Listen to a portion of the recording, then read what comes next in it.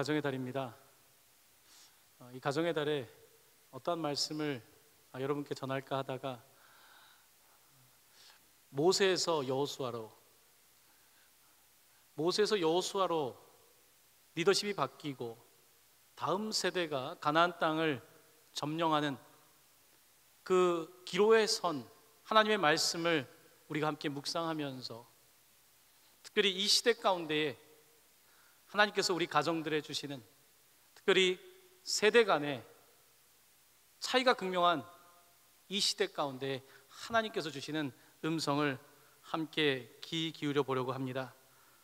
특별히 오늘은 그 첫 번째 말씀으로 자녀에게라고 하는 주제로 잠시 말씀을 드리려고 합니다. 여러분, 자녀를 키우는 것이 참 쉽지가 않습니다.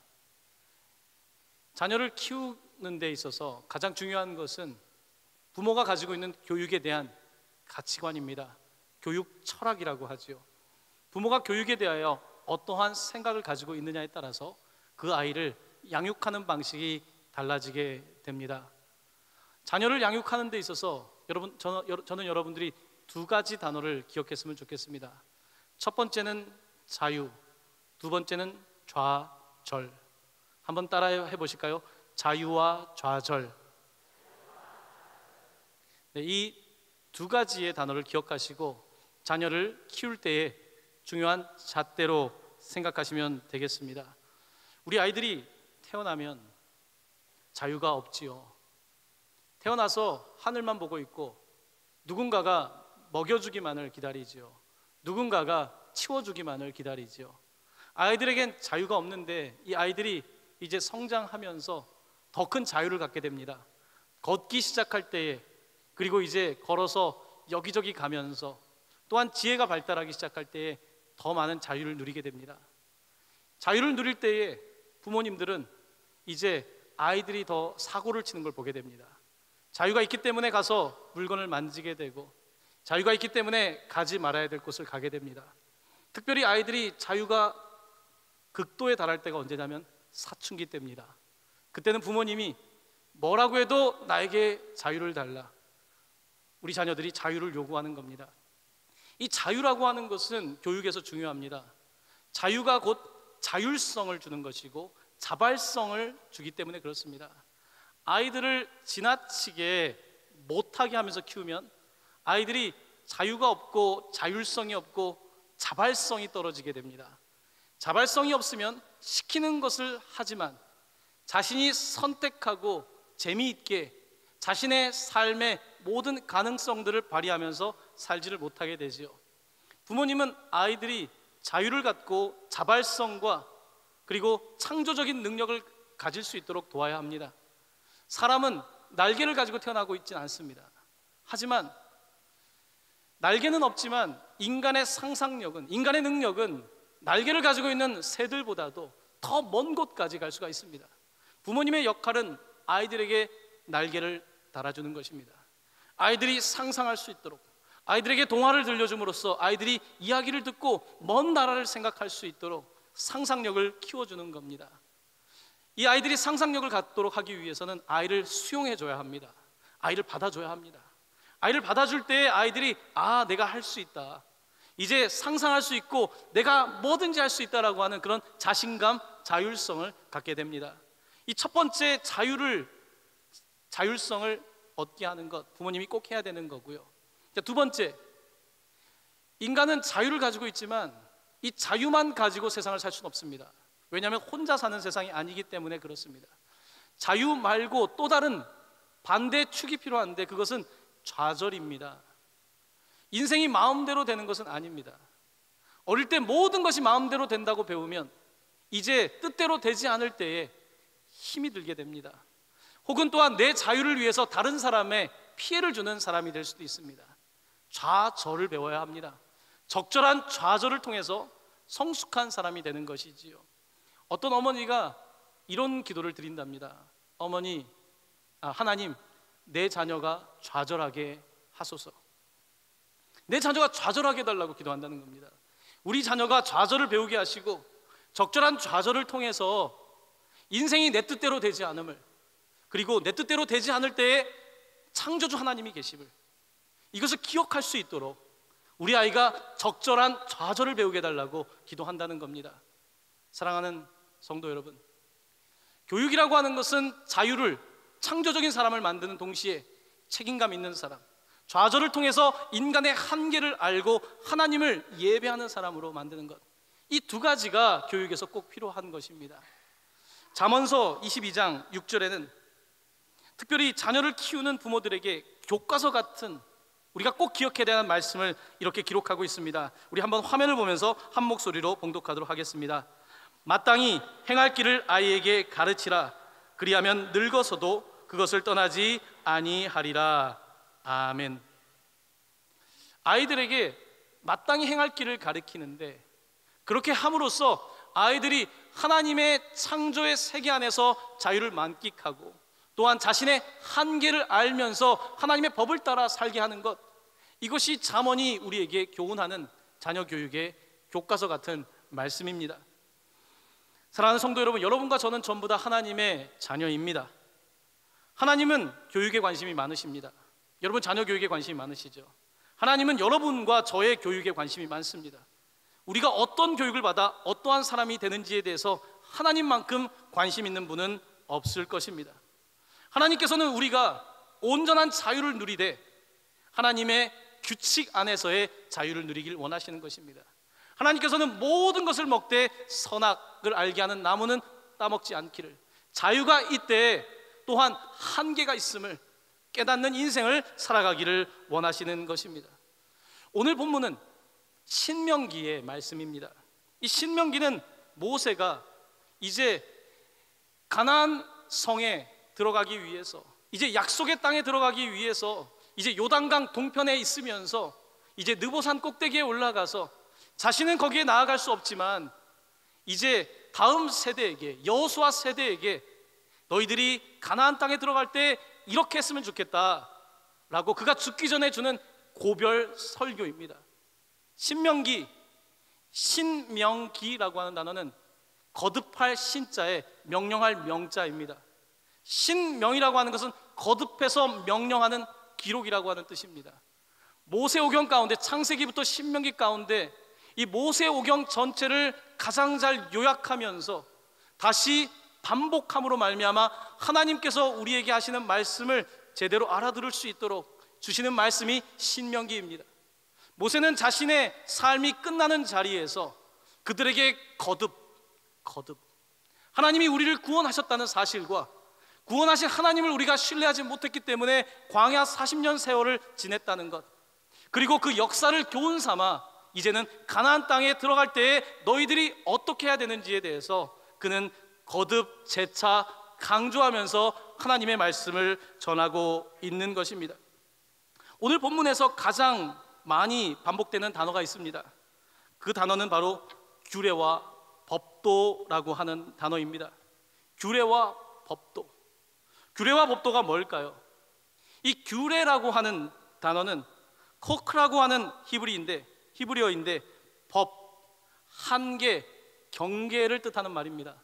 여러분, 법이라고 하는 것이 사람 사이의 관계에서의 한계를 정하는 것 아닙니까? 재산에 대한 한계를 서로 정하는 것, 이것이 법 아니겠습니까? 하나님께서는 사람들에게 규례를 주셨습니다. 하나님과의 관계에서 법을 정하셨고 한계를 정하셨고 또한 경계를 만드신 것입니다. 자, 그 다음에 따라 나온 단어가 법도라고 하는 말인데, 이 법도라고 하는 말은 판단 아니면 사건을 결정하는 행위, 과정과 절차라고 해석을 할 수 있습니다. 조금 더 쉽게 설명을 하자면 이 규례라고 하는 것은 일반적인 법 조항, 일반적인 법에 관한 말씀이라고 한다면, 그 다음 따라 나오는 법도라고 하는 것은 하나님의 이 법을, 조항들을 어떻게 판단할 것인가, 어떻게 절차를 만들어갈 것인가, 어떻게 실천할 것인가에 관한 조금 더 구체적인 말씀이라고 할 수 있습니다.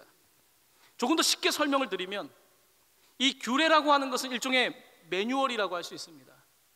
일종의 매뉴얼이어서 이것을 따라서 가야 되는 거예요. 이 매뉴얼대로 움직이면 되는 거예요.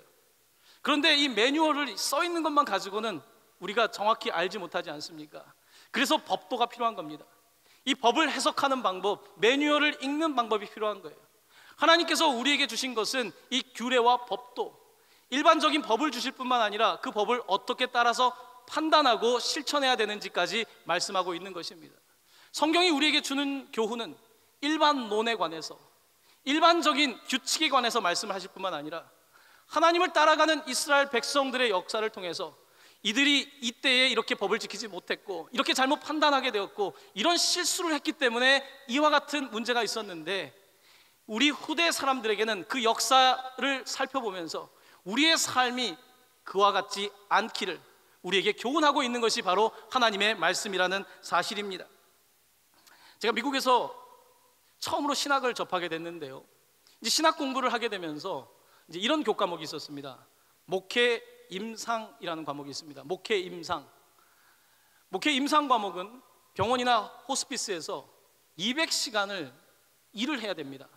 그러면서 페이퍼를 써서 내야 되는데요, 목회 임상, 병원에 가서 죽는 사람도 보고 총 맞은 사람도 보고 에이즈 환자도 접하고 다양한 사람들을 임상적으로 체험하면서 그들과의 교감 속에서 하나님의 말씀을 함께 나누는 연습을 시키는 겁니다.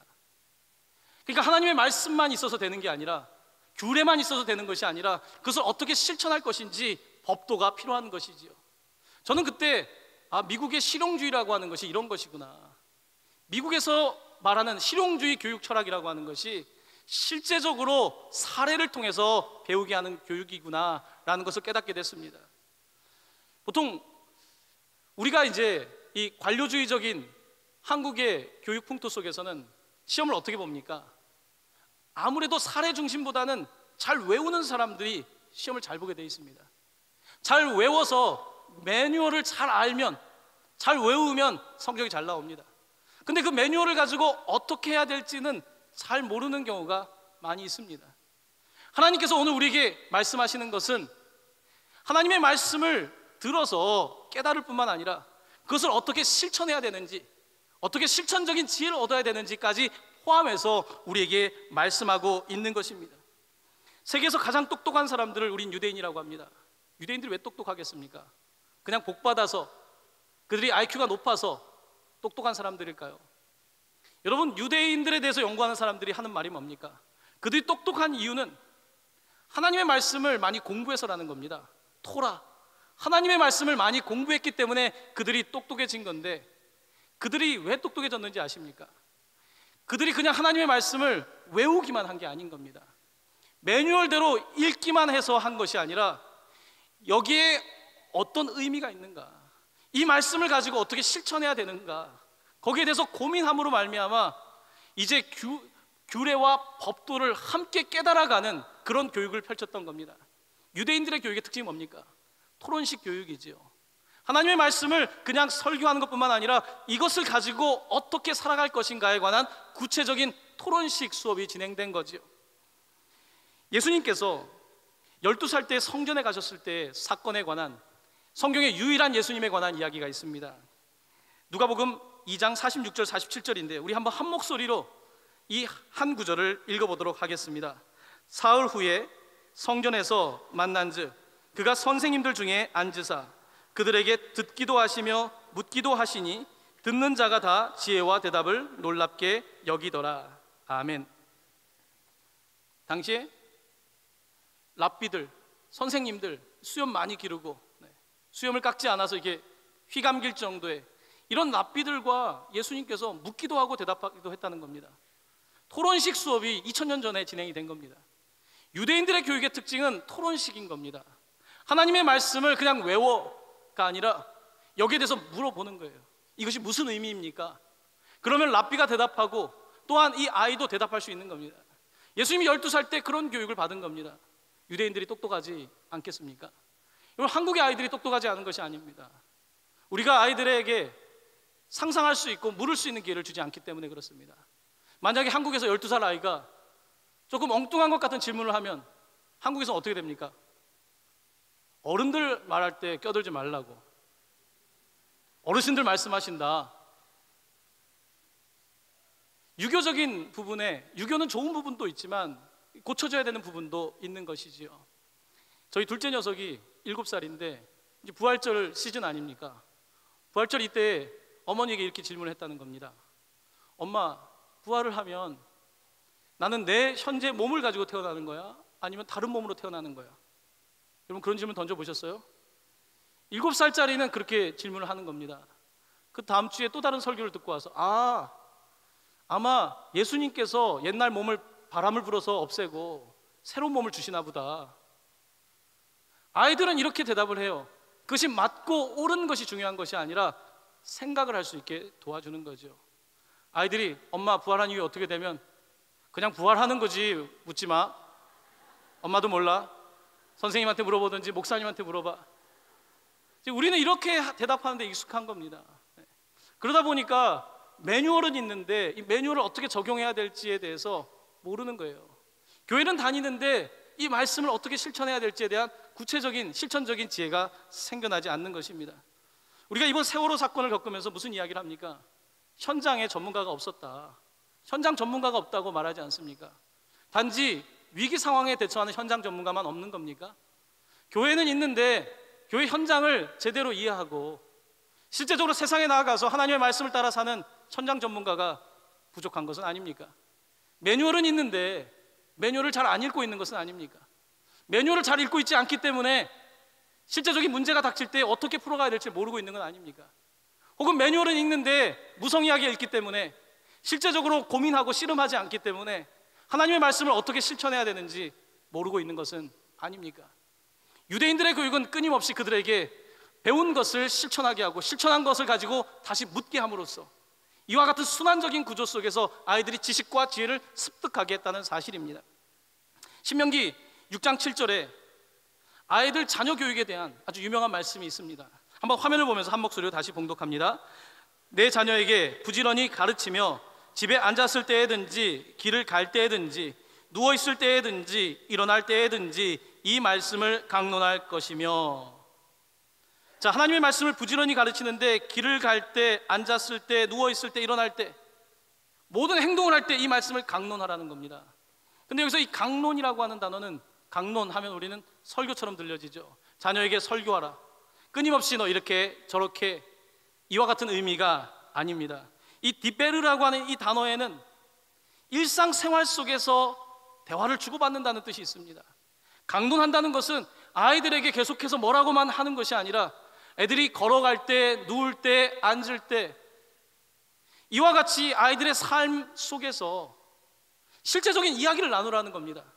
실제적인 이야기를 나누고 이 하나님의 말씀을 가지고 고민하면서 하나님의 말씀이 그냥 말씀이 아니라 나에게 적용되는 말씀이 되게끔 하라는 말씀입니다. 유대인들이 다르지 않았겠습니까? 유대인들이 똑똑한 데는 역사적인 이유가 있는 것입니다. 사랑하는 성도 여러분, 우리는 다 주입식 교육을 받았습니다. 저도 그랬습니다. 그래서 자녀들에게 그렇게 묻는 것이 참 어려울 수 있습니다. 하지만 오늘 말씀을 기억하면서 여러분들 자신이 하나님의 말씀을 가지고 읽고 고민하고 그리고 그 가운데서 씨름할 때에 아이들과 대화가 되기 시작하는 것입니다. 여러분들이 좀 열려지길 바랍니다. 하나님의 말씀 앞에서 열려지길 바랍니다.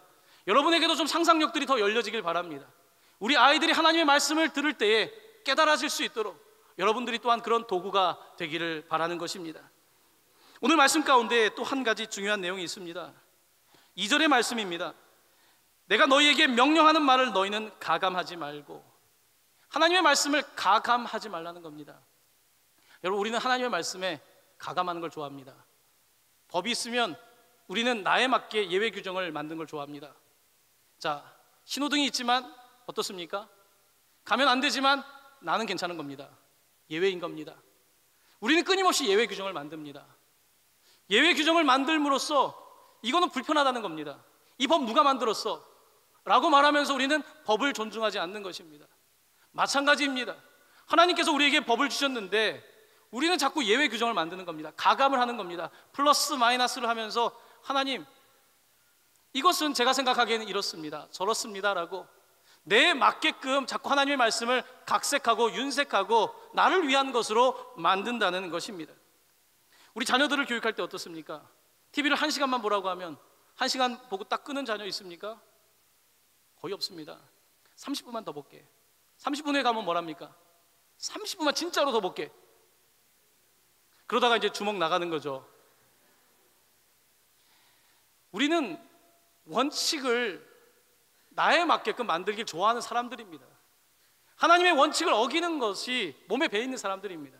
하나님께서 선악과를 먹지 말라고 하실 때 사탄이 뭐라고 합니까? 하나님이 참으로 동산 중앙에 있는 나무를 먹지 말라고 하셨느냐? 리얼리, 하나님 리얼리, 하나님께 우리가 계속해서 끊임없이 그렇게 물으면서 가감을 한다는 것입니다. 어릴 때 신앙생활 하셨던 분들은 아마 다 한 번씩 그런 경험이 있을 겁니다. 부모님이 헌금을 주시면 어떻습니까? 이 배달 사고가 꼭 납니다. 부모님은 꼭 헌금하라 그랬는데 오늘은 어린이날이니까 어때요? 1분은 내가 쓰겠다는 거죠. 교회학교 선생님들은 체크를 하셔야 됩니다. 배달 사고 틀림없이 납니다. 우리는 하나님의 말씀을 나에 맞게, 내 기분에 맞게 계속해서 바꾸려고 하는 그런 속성이 있는 사람들입니다. 지금 모세는 하나님의 말씀에 가감하지 말라는 겁니다. 하나님의 말씀을 있는 그대로 믿으라는 겁니다. 십계명의 예를 들면 첫 번째 계명, 다른 신을 내게 두지 말라 할 때 다른 신을 내게 두지 말라는 겁니다. 솔로몬이 어떻게 하나님의 말씀을 어기게 됩니까? 그가 참 지혜로운 사람이었는데 그의 이제 통치 말년에 가면 적어도 그에게 처첩이 1000명 있었다고 합니다. 의자왕보다는 적지만 1000명의 처첩이 있었는데 이 1000명의 처첩이 전부 다 자신들의 우상을 가지고 온 겁니다. 자신은 하나님을 예배하더라도 다른 신들을 내게 둔 거예요. 아내들이 다른 신들을 둠으로 말미암아 이스라엘이 멸망의 길을 가게 됩니다. 본인 때는 아버지 덕분에 괜찮았지만 자신 이후에 이제는 이스라엘이 남북으로 갈라지는 일이 생기지 않습니까? 왜 그런 일이 생겼습니까? 그가 하나님의 말씀을 가감했기 때문입니다. 하나님의 말씀대로 살지 않았기 때문입니다. 자, 우리가 하나님의 말씀을 대할 때 하나님의 말씀이 다 이해가 되지 않습니다. 하나님의 말씀이 이해되지 않을 때 어떻게 해야 될까요? 하나님의 말씀을 다 이해하면 그때 믿게 될까요? 여러분, 많은 사람들이 그렇게 말합니다. 하나님의 말씀을 이해하면 믿는다. 하나님의 말씀이 그렇게 이해되지 않습니다. 하나님은 성경 안에 있는 분이 다가 아닙니다.